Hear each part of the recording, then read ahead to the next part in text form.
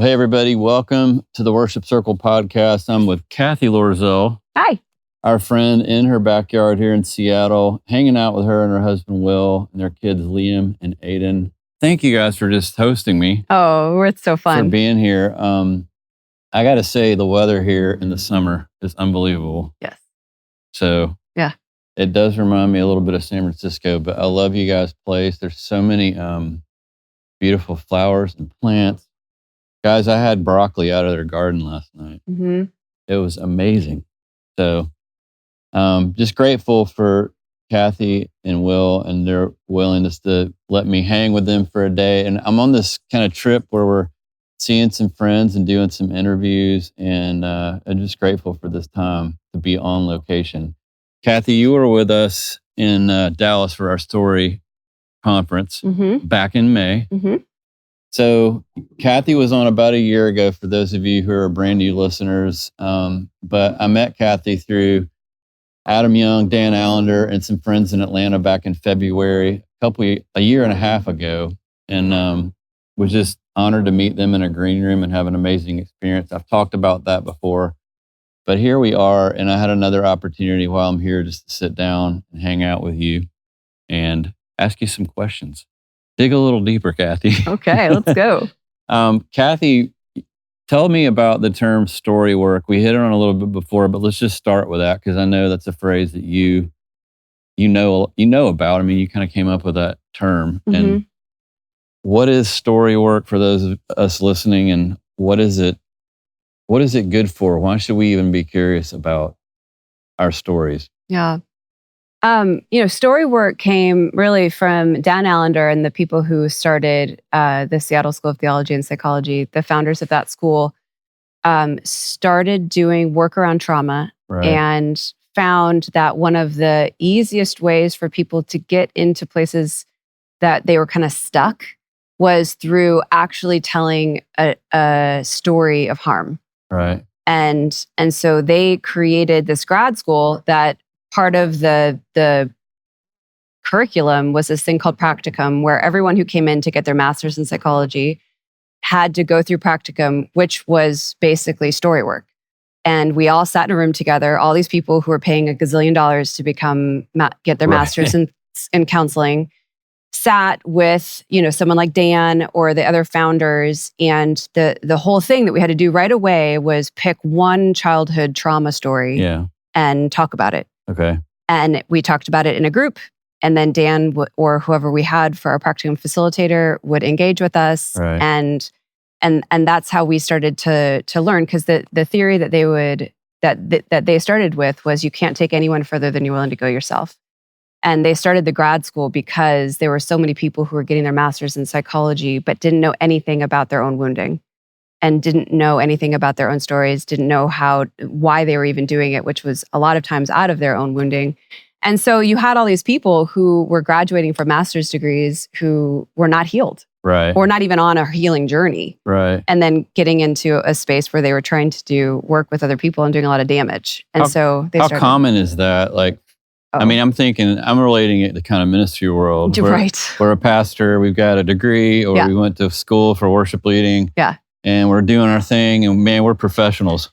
Well, the seminary that they started also was had a master's in or a degree for pastoring and theology as well, right? And so they did it because of that very thing. Yeah. Where all of these people who were getting out of seminary, who were supposed to go be the healers, had not received healing.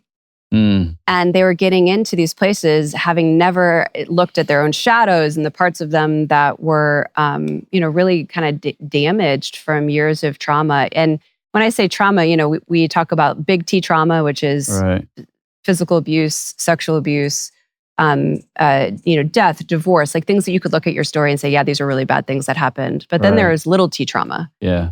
And little T trauma often goes unaddressed. And what happens to us with little T trauma just becomes like our personality. Right. And the way we are in the world. And the idea of story work is, look, that's not actually good enough. And it's not helpful.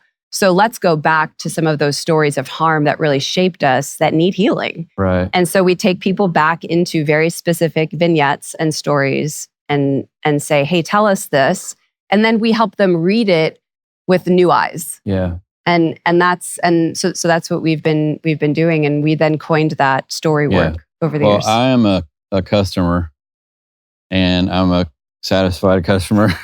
And for those of you listening, I didn't know anything about this a year and a half ago. Really, I didn't. I knew about Dan. I'd heard Dan's name. Had read Wounded Healer. Is that not? No, it's the first book. The Wounded Heart. Wounded Heart. Sorry, amazing book. Read it if you haven't. And then I've been listening to Adam's podcast and Randy, you guys. But the reason I'm so excited that Cathy's with us in this interview, because I'm coming at this from the backside of doing just like a year of work. And I've already got my sons going, Dad, you're home. Yeah. So it's almost like Adam was like, you found a field and you want your friends to see this field you found. Yeah. So let's talk about the problem right now, because you and Will are, doing therapy with people, but what's the landscape and the common kind of theme you're seeing with people in professional Christian ministry?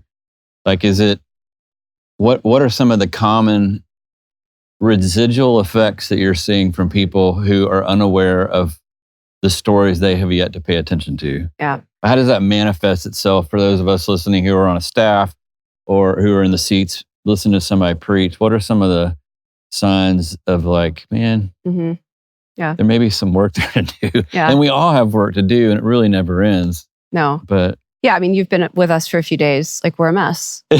You're not a mess. Well, you're just real. We're very real. Yeah. My kids are right now up there. Like, I've bribed them with leaving us alone for 45 minutes by playing Fortnite. Like, right. The healing process isn't, one and done. But I think the closer we get to what it really means to be human. Yeah. And how harm has impacted us, and just get really honest about that, the more we get to live peaceful, full, flourishing lives.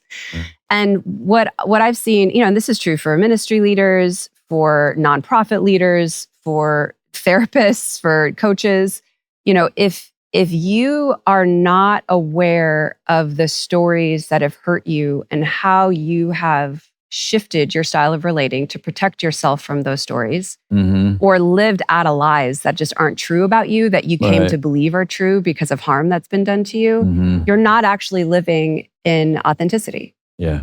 And you're then recreating your trauma with other people subconsciously. Yeah.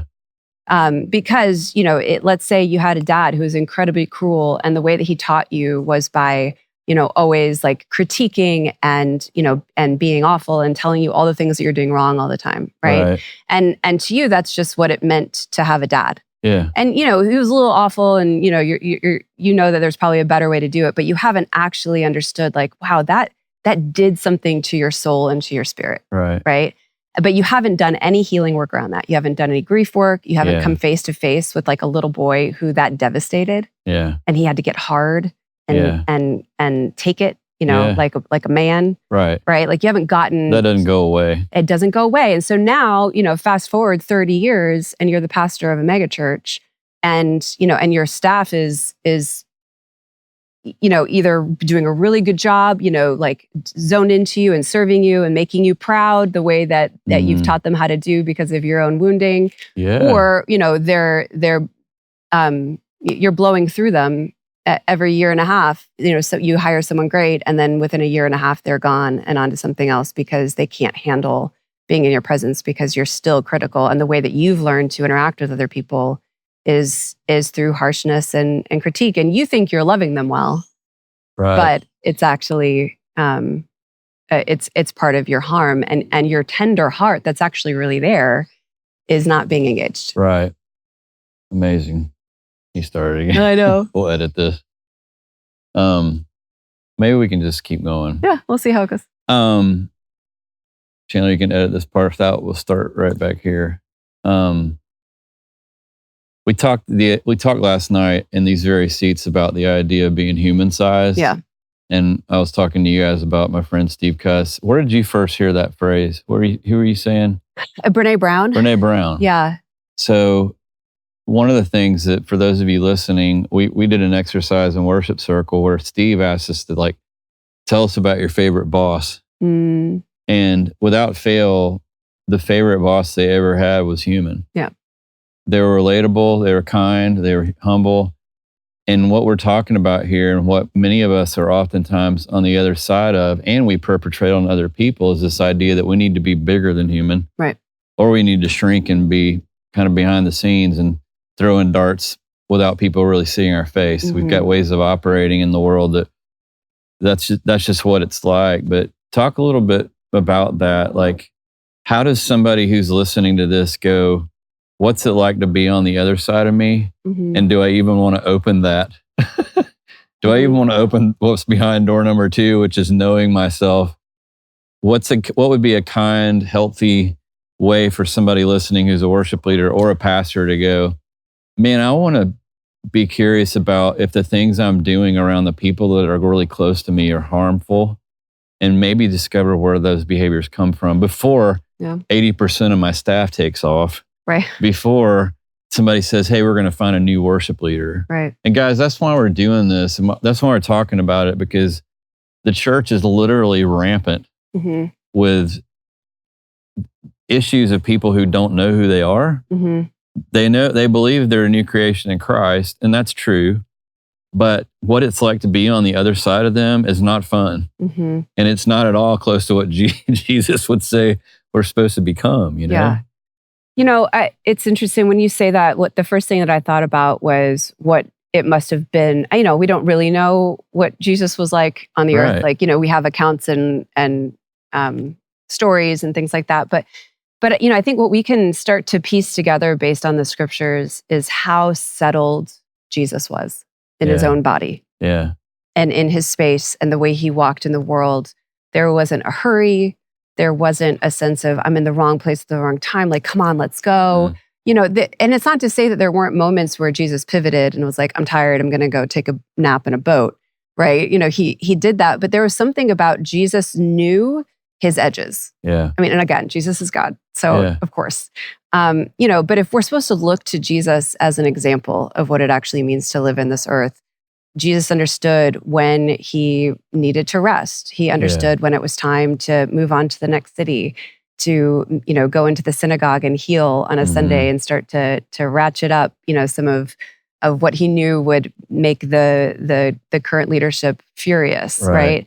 Like there was a sense of his wisdom that was based on his core sense of who he was in the world and who he was meant to be. And again, it's a hard comparison because he's God. Yeah. But you know, if we're meant to kind of move towards that, I think the thing that we're meant to do is know ourselves. Yeah. And be able to manage ourselves. Yeah. And when I say manage, I don't mean that to be dryly, but like, you know, that there's that scripture that says, you know, I can soothe myself like a weaned baby. Mm-hmm.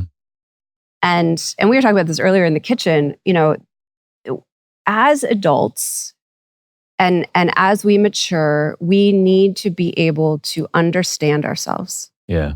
Understand when we get sad, frustrated, flustered, anxious, happy, joyful, exuberant. Like we need to understand the vastness of our capacity and what triggers us. And then we need to be able to engage with ourselves in a way that allows us to tend to our hearts so that we can then be with other people in a way that brings a healing presence. That doesn't mean you have to be perfect all the time in your little body, and then only then can you be around other people. Right.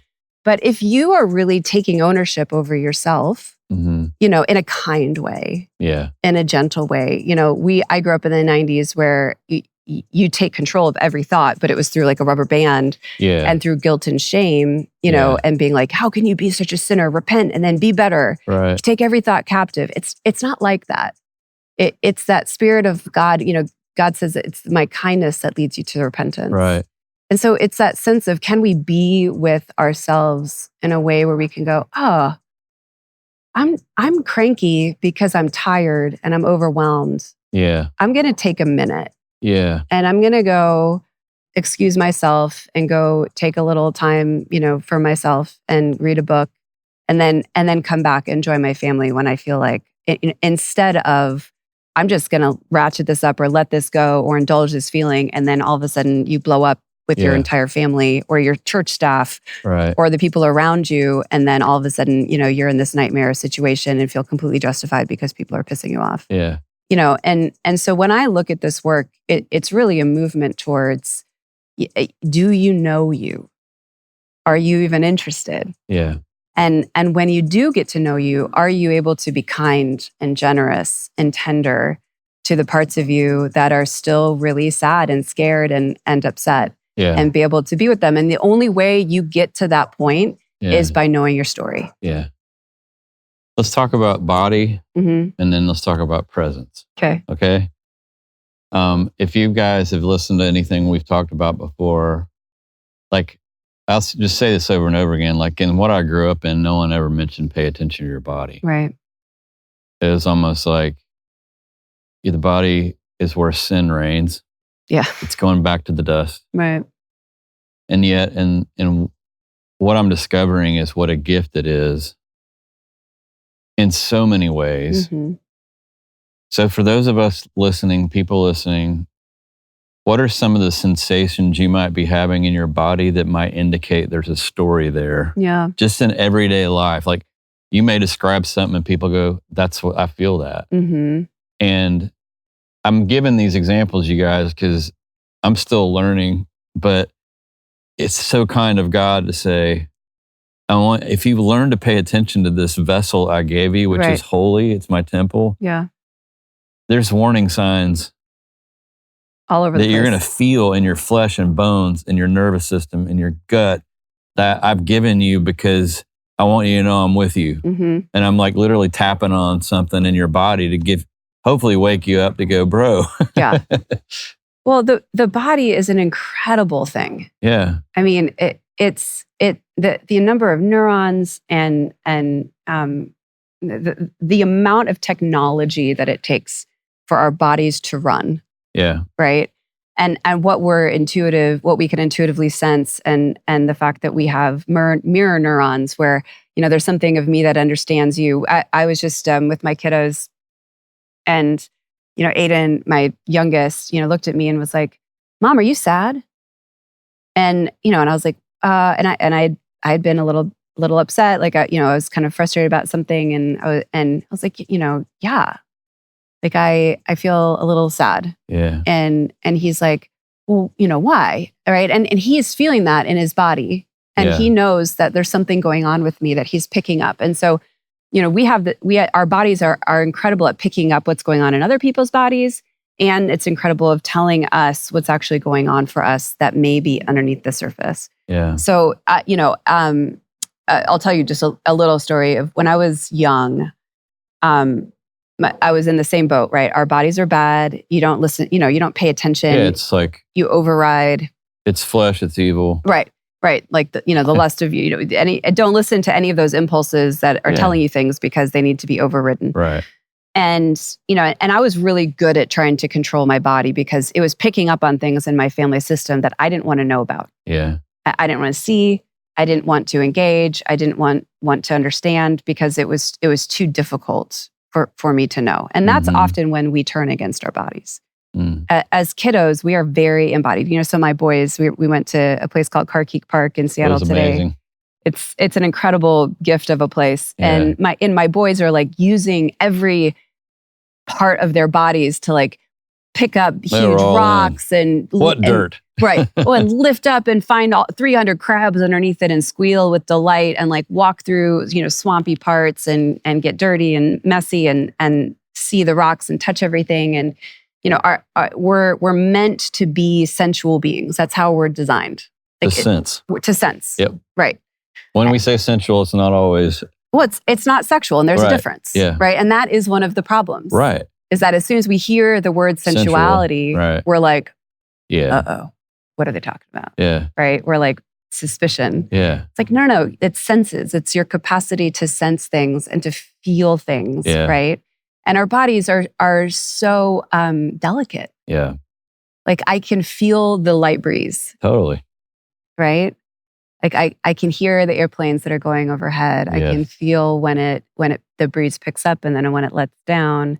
My feet can feel the wood under me, right? And so our bodies are created that way. And if we really believe in a God that does everything on purpose, He created our bodies to be to enjoy and to be in sensation, to give us clues about what it means to be human. Yeah. And so, when I was little, I had a very, very sensitive stomach. Yeah. And like every time I felt anxious, I would get sick. Okay. Right. And so, that could be IBS or whatever that didn't exist in the 90s, or at least not in the world that I lived in. But it would always happen in these very particular moments, right? And so part of my story is around my body, around, the fact that I was sexualized pretty early, and, different things happened that I didn't want to know about. And I remember going homecoming dress shopping at like Macy's. Yeah. When I was probably 9th grade for my first homecoming. And I got in the fitting room, and I had already kind of been battling with weight and my body and, my developing body and all this stuff. And I'm with my mom. And so there's complexity there. And as I'm in this dressing room, trying on dress after dress and having to be with my own body in a mirror and figure out what size I was. I mean, this is like a very, thing. Yeah. And soon enough, like within 15, 20, 30 minutes, all of a sudden my stomach just starts to churn on itself. Right. And I can feel the explosion coming, not to be too graphic. Right. But my body is telling me something. Yeah. And my mind is like, it's fine. Yeah. I'm at the mall with my mom and I'm going to homecoming and I have a date and this is great, And my body is like, hello, this isn't okay. There's lots going on that you don't want to know about. And this isn't good. Yeah. Right. And so I, eventually I have to leave and like run out and go to the bathroom and come back, and over the course of my 4 years of going to formals, it happened every single time I was in a dressing room. Wow. Right. And something to pay attention to. Right. And so what, the point of all of that is our bodies are giving us clues to things that we don't want to know. Wow. Right. So notice when does your stomach start to tighten up? Yeah. When do you start to feel a little lightheaded and you can't remember the last 5 sentences that someone told you? Yeah. When do you start to glaze out and just want to dissociate and have a drink or get on your phone? Do you know why? Yeah. Right. That's your body saying, there's a problem. Man. Something's off. Yeah. Right. And in the same way that when you start to really pay attention, there are also moments where your body gets in sync. Yeah. And then you're like, oh, this is nice. This feels really good. Yeah. This feels really right. Yeah. Like after we got back this afternoon, my dog was out here in the grass and he was rolling around.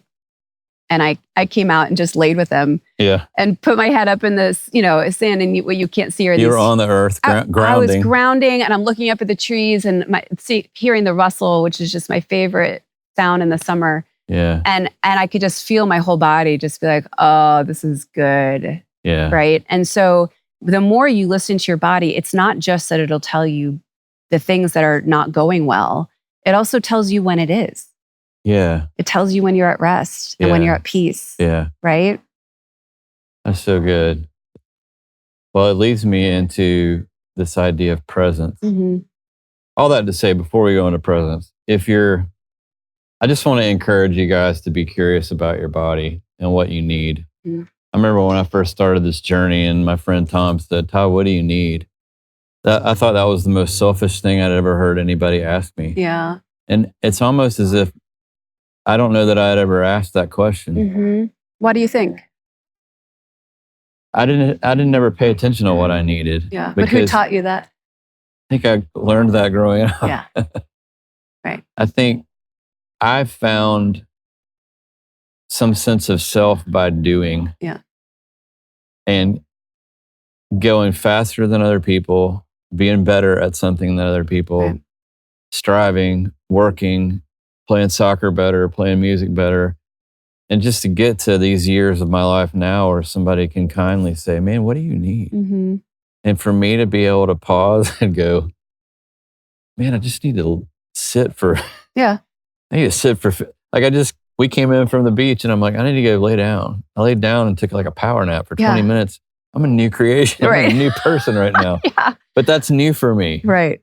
Or I need to go play Black Ops on my iPad and just like shoot some ambiguous cartoon people and let out whatever that is that's always been in me that wants to win. You know, there needs to be, or I need a good steak, or I need to call a friend. Man, or I need to go swim in the pool and feel the water. I heard this story, Cathy, of a guy who, there's all these near-death experiences. People like say they have outer body experiences and in the room they see themselves. This guy was like weeping when he was describing how grateful he was. He looked back at his body and said, thank you for carrying me all these years. And I was like, that's what, we just don't talk about the body. So we get to presence. To me, this is the word that is my life right now, that I'm not trying to strive to be present. But by paying attention to some of the stories that formed how I interact with people close to me and people not close to me, it's allowed me to live in the moment and literally savor these moments and not be as rattled as I used to be. And so I'm just like, what is the connection between like paying attention and being curious about our stories of harm, processing those with people that can help us, and then the fruit of that, which is the ability to be more able to stay centered and present in the day-to-day. It's just, I don't even know the answer. I'm just like, this is what I'm living. Like I told you this morning, I walked to get coffee here in Seattle. And y'all, I was breathing the air. I was walking up a hill.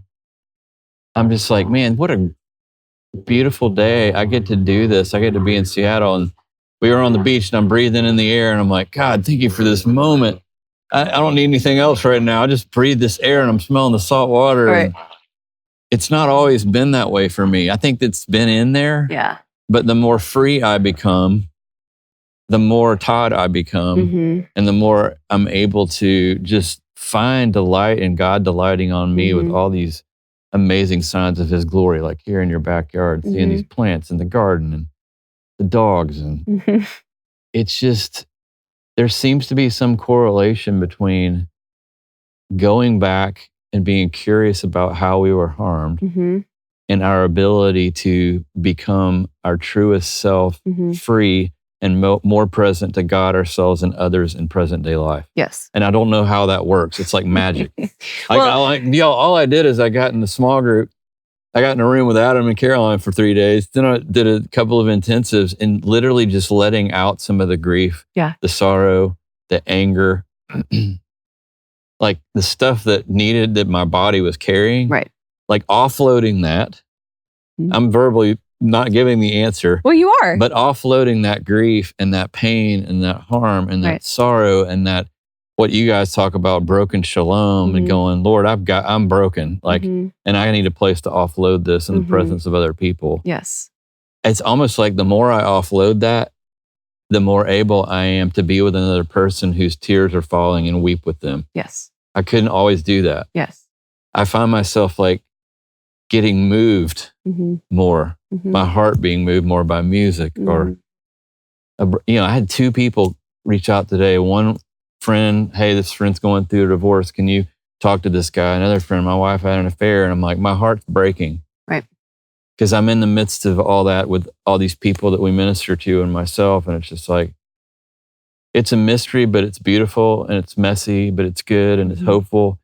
And I just want these people watching today, our brothers and sisters out there listening, to go, y'all, there is more to connecting the dots between how you've been tried to be taken out by evil and the enemy since you were a little wee one, and your capacity to become the glorious person God named and created than you can imagine. Right. So don't settle for reading somebody else's script. Right.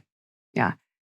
So what you're describing, is... I'm sorry I talked so long. Well, no. I'm just like, I'm freaking out over how fun life is Well, I would have asked you to because I think it's good for people to hear from someone else who's gone through it of what does your progression look like? Like you said, you feel more free. Well, how did that happen?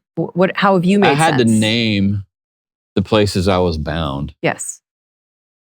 And I had to name like some of the things that I had believed about myself based on things that were done to me or things I had told myself. Yeah.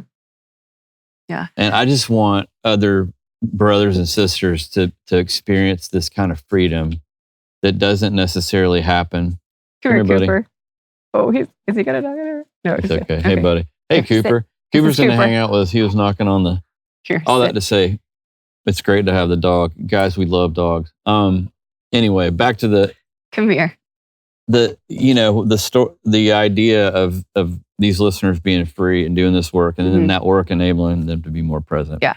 Well, so this is the psychological thing that you're describing. Yeah. So what happens when we're kiddos is that we're born expecting people to take care of us. Right. And we're there's a thought of like, okay, my expectation is that I'm going to be safe. And Kurt Thompson says as well, where I'm looking for the eyes that are looking for me. Yeah. Right. And when that doesn't happen, right, we start to see like the world's not safe. Mm-hmm. And this happens consciously and subconsciously, where we start to fragment is the clinical term, where our memories start to because it's too painful for us to really log everything that's happening to us, and we have to unsee the harm and the neglect and the things that are happening to us that just shouldn't be. We're built to live in Eden.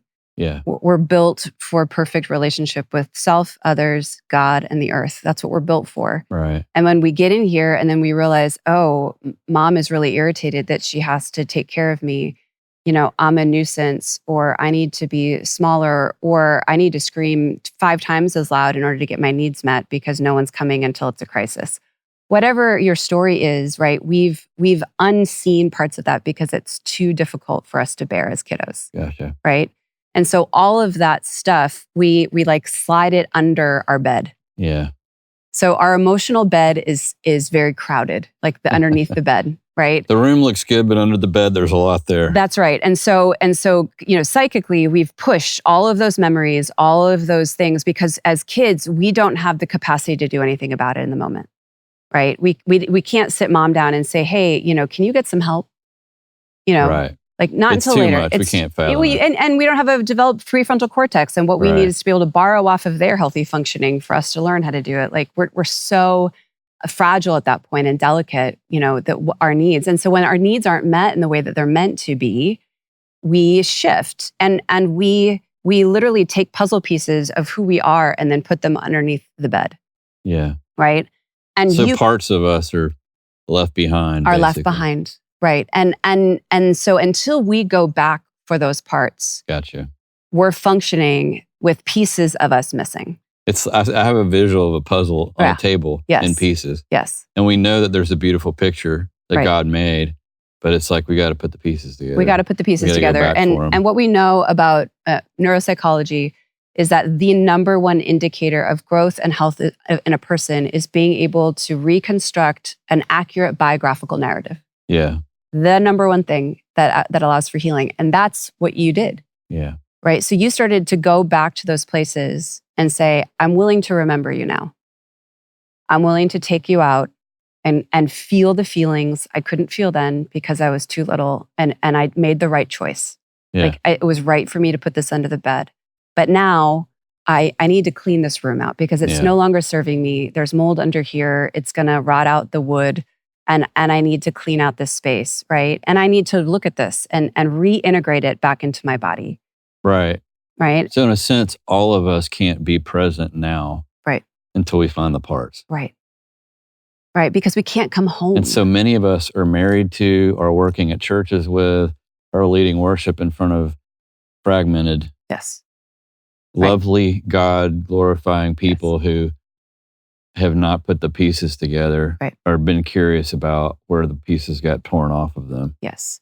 And when we're fragmented, it is very difficult for us to stay centered, to stay calm, to have generosity towards the parts of ourselves or the people that we don't like. Yeah. We become demanding or we become small. Like we're not actually the fullness of who we're meant to be. Yeah. And then we're really, operating without a limb. Yeah. There are parts of us that we need to reincorporate into our bodies and our minds, and we can. Yeah. Because, as adults, we actually can bring these parts back home. Yeah. And reintegrate them. We are strong enough for that. Our brains can now handle it, but our fear is that we can't, because what we're remembering is what it felt like as a kid. But when you actually bring those things back, it's not that it's not painful and filled with grief. Yeah. But we are so capable of grieving. Yeah. We just, there's something that's taught to us to say to avoid it. Yeah. Right? My friend Charlie Hall was like, Jesus, a man of sorrows, acquainted with grief. And I'm like, why was that in the Bible? Mm-hmm. And that's the description of our Savior. Right. He's God in a body, and he's a man of sorrows, acquainted with grief. And that's one of his main titles. Yes. Why was he a man of sorrows? Mm-hmm. Why was he acquainted with grief? It probably broke his heart. Absolutely. That he experienced in his body how fallen this place had become. Yes. From what he, or in the Father and the Spirit, originally wanted. Mm-hmm. And to feel that with us allowed him to be close to us. Yes. Yes. And it allowed him to be present and to know how to heal. So we can't be true. We can't be all that God thought up, really. Right. The glory of our name, until we realize that we've got to be whole. Mm-hmm. We really can't minister with the ministry of a healthy presence unless we've gone to kind of find these pieces of ourselves that those closest to us are living on the other side of who we've become because we've ignored some of this harm. Yeah. How, and just so you guys know, like Worship Circle, I feel like God's calling us into this work as part of the rhythms of what we do. Mm-hmm. You're helping us with it. Carrie Garcia and Freedom Academy is helping us with it. So we're going to be talking more, you guys. We're not leaving you hanging. It's like Cathy and Todd aren't going to sit here and talk and go, well, good luck. Go find those pieces. We're going to provide opportunities in our term next year. Story conference in Atlanta in March. We'll tell you more about that as we get the details ironed out. But we want to provide you guys with opportunities. And the work's not done for me. I'm going in August to Chicago to do Level 2 Freedom Academy with Carrie. Mm-hmm. My friend Meredith, who's one of our coaches, is jumping in out in San Diego in a few weeks. Mm-hmm. So I want you guys to know that all of our worship leader coaches, we're all engaging in this work. Yes. Not because we need another thing to do, but because it's changed our lives. It's not Amway. It's not some weird thing we're trying to sell you. It's literally like, I told you this last night. My oldest son, Chandler, who's going to be editing this video podcast, he's like, Dad, you're not the same guy. Mm-hmm. So I want to continue to fight for others, including myself, to continue to heal, to be more present, to be more free, and to be able to understand how they were put together so that they can be conscious of those behaviors with the people they love and the people they lead. Yeah. Yeah. Well, and I think the assumption that most people who are out there who are leading out of these wounded places aren't meaning to, like, I know they don't mean to harm. No, it's not at all. Right. They're not. Everybody has the best intentions. Totally. And as did I, right? I mean, I was in ministry for years before I started to do my own work. And, and part of the reason I got into the work was because I started to be in these ministry contexts.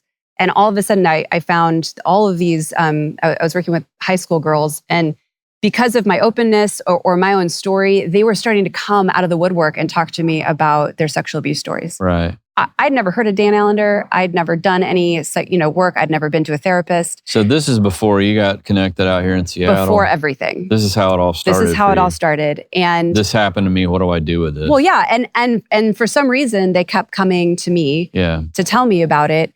And I wasn't afraid of it, and I would step in, but I got in deep with things, and all of a sudden I found myself like being the main advocate for a 15-year-old girl who had been abused by her brother, and all of a sudden I'm working with her parents, I'm working with the pastor, I'm figuring out if we need to separate the family out. Like, I'm 22.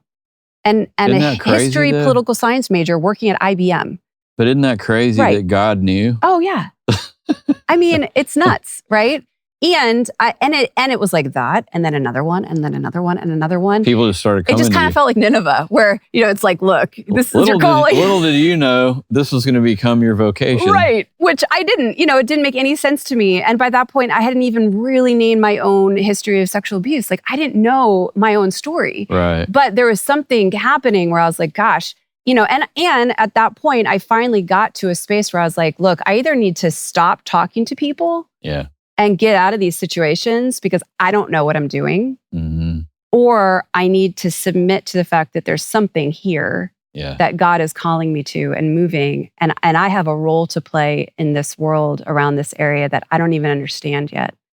And what was that like for you? Like the tension of, this is a lot. Oh, gosh. Why are all these people coming to me? Yeah. And what's my next step with this? Well, how did you go from that to who's Dan Allender, connecting with Dan? I didn't. I mean, IBM to the, Yeah. Oh, yeah.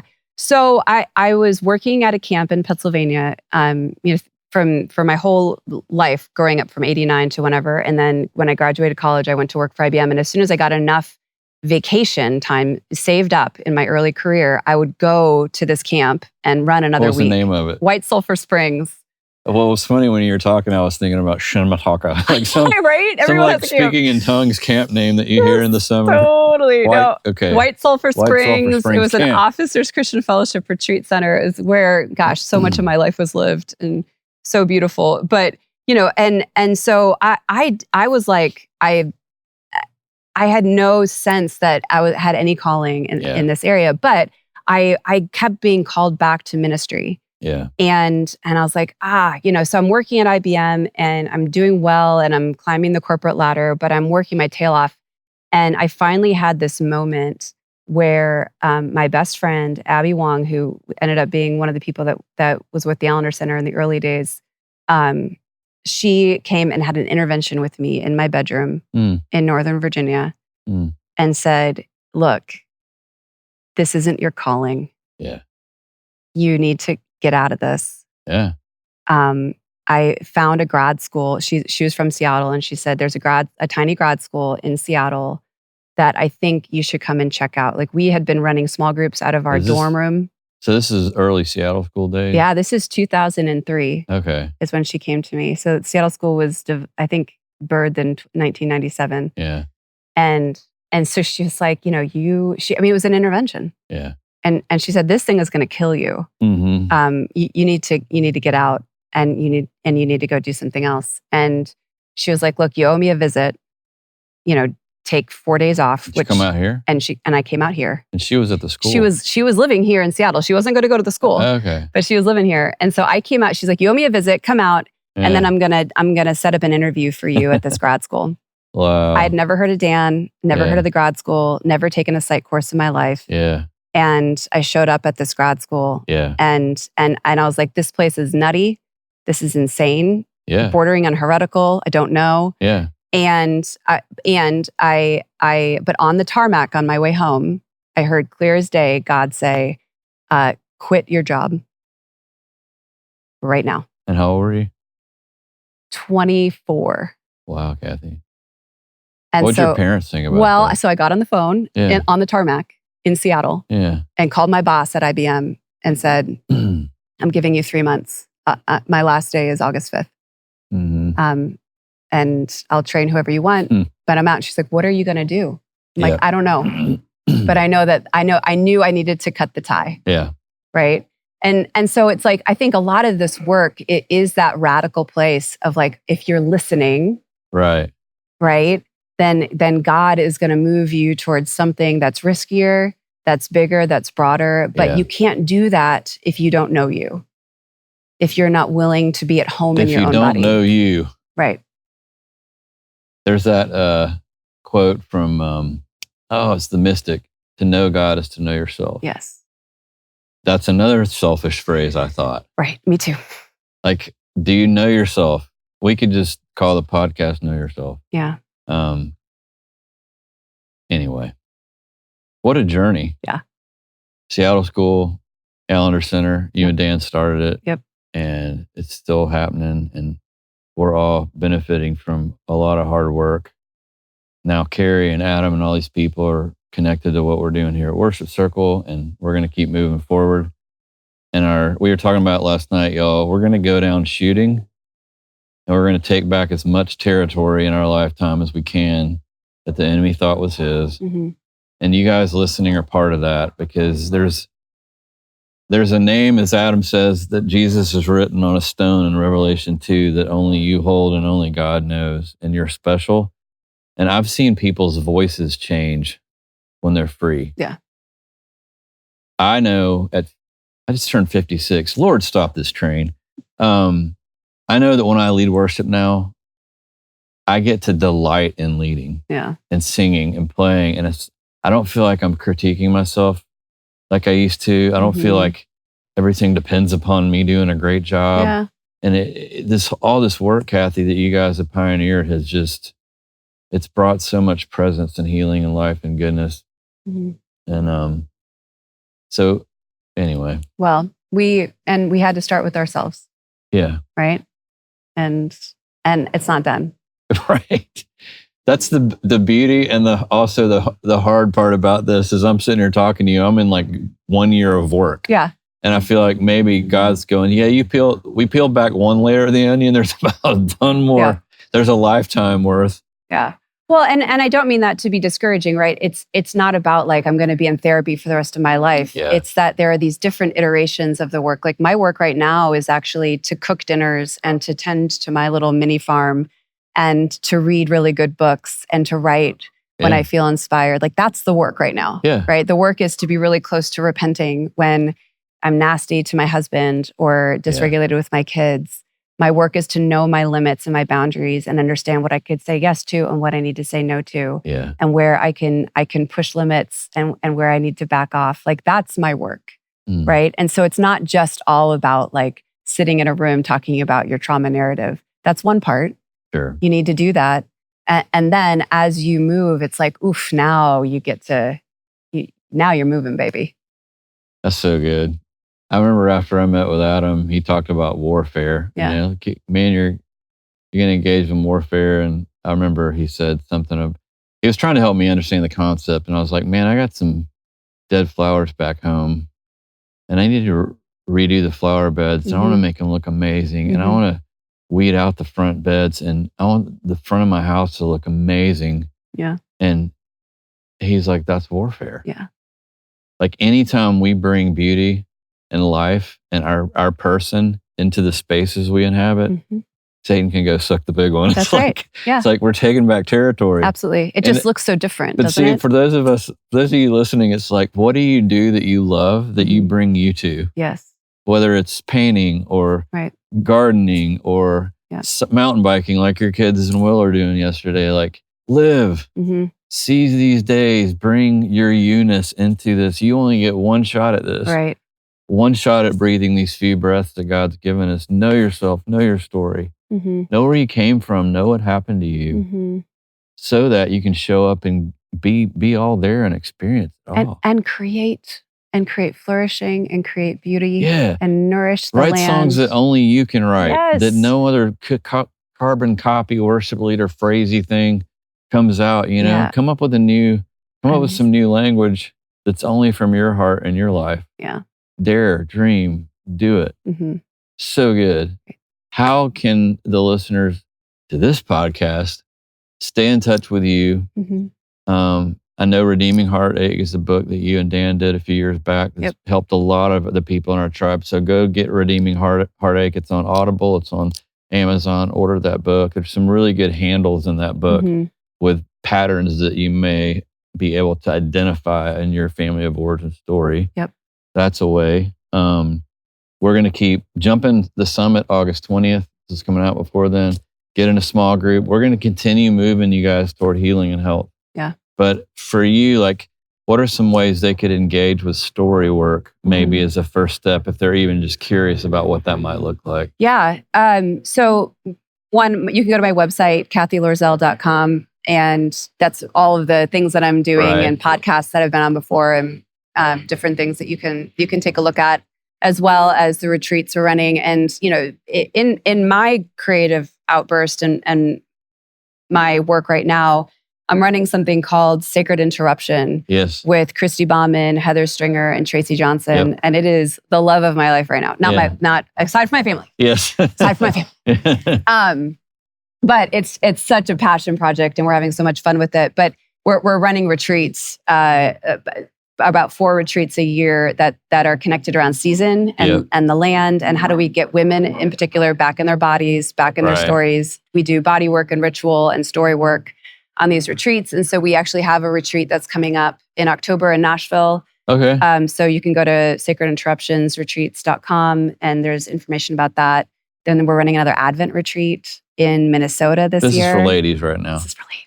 No. So ladies, here's the deal. Yeah. Imagine giving yourself the gift of getting away with people you don't know, but taking the risk and saying, God, what would happen if I had some time to myself with some people that are going to be curious and kind about how I'm coming, what's happened to me, what my stories are, and having meals with those ladies, doing some ritualistic stuff with them. I get excited for the ladies to be able to experience that. Well, You've told me about some of the stuff you guys do. It's crazy, and it can sound really intimidating, but it's not once you get into it. It's a really beautiful, safe thing. And for those of you who are like, I hate women's ministry retreats, this isn't your mama's ministry, right? It's not. It's not. But it will challenge you to push out from your edges and figure out like. We all have to start mothering and fathering ourselves in ways that only we can do. And we have to become the best versions of ourselves, the best mothers that we can be for our own bodies. And this helps us do that. And we're still working on a men's Sacred Interruption, which will be really fun. Yeah, we'll all be the first off the plank. So those are fun things we're working on. Well, friend, thank you. It's just been an honor to get to know you, to get to know Will on this trip. And thanks for just being with us in this work. Yeah.